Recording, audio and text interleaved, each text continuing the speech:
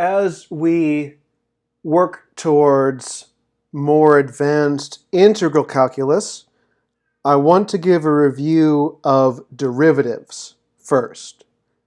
We actually be using a lot of different derivative formulas in our work this term, so it's good to make sure that we're all on the same page for this material. I'm going to start with some simple functions and some rules for their derivatives and work up to some of the more complicated but still elementary functions.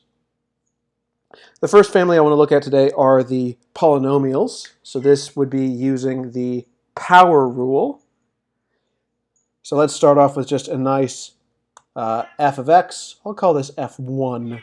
Oh, yes, that should be a 1. Thank you. My f1 is just going to be x squared. So the power rule for derivatives, if I want to find the graph of y equals d by dx, yes, d by dx, of my function f1, here I've gotten Desmos to do it for me, and I can see that in green my derivative is a line. The formula for that line is going to be exactly y equals 2 times x. So there I've got it exactly with my new formula. So if you have x raised to any power at all, we're just going to take this exponent, decrease it by 1, so there's a hidden power 1 there, and bring the old exponent down in front. This works no matter what that exponent is going to be. The very nice thing about this, let's try again for f of x is equal to x to the 5th. Let's make that 2x to the 5th.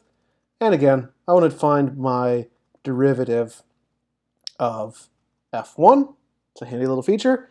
Looks like I've got some kind of parabola, but a little bit tighter. So a very nice example of a quartic curve, degree 4. And if I bring down that power, I need to multiply the 2 by this exponent 5. So I will get 10x to the power 4. Yeah. So both of these are demonstrations of the power rule. Derivatives in general are very nice because if your function breaks down into pieces, let's say 2x to the 5th plus x cubed minus x squared.